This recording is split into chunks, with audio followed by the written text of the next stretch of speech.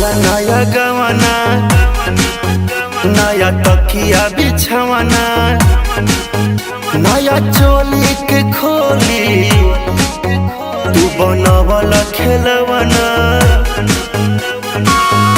जा नाश कर देला हमर नया नया गवाना, नया तकिया बिछवाना, नया चोली के खोली तू बनवल खेलवाना।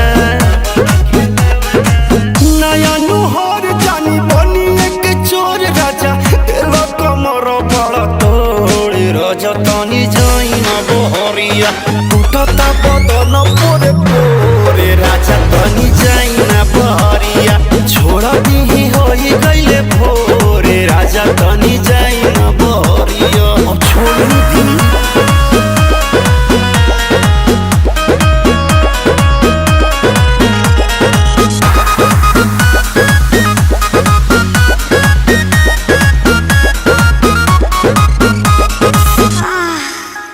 खाई गईला उठल लिया तोरे दिल कन बलिया।